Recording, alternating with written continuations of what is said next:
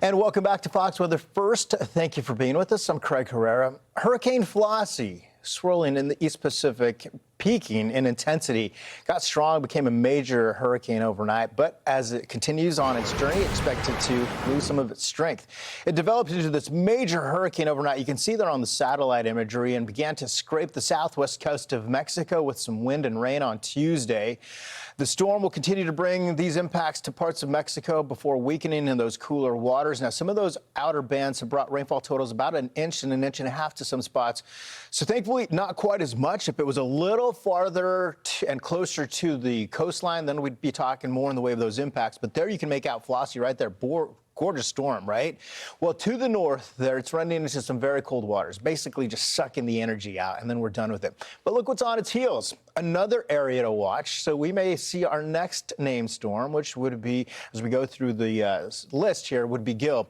Now, this area to watch is in an area where it's got some good things working for it. It's got some warmer waters. It doesn't have a lot in the way of wind shear. And even though it's coming on the heels of Flossie, Flossie didn't really mix up the warmer waters enough to really slow anything down behind it. So that's why we've got the chance for some development. It is still currently a major hurricane, Category 3.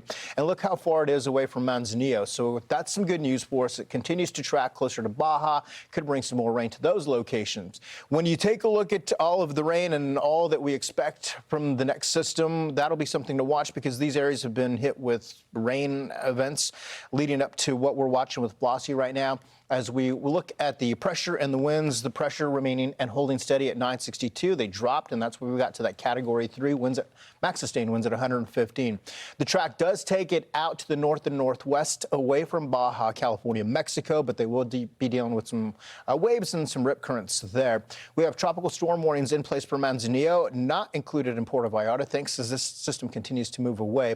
And the reason it'll weaken right there, it is just miles away from those temperatures, water temperatures into the 70s, which sucks the energy out of that. Once it dives into those cooler waters, it's said and done, right?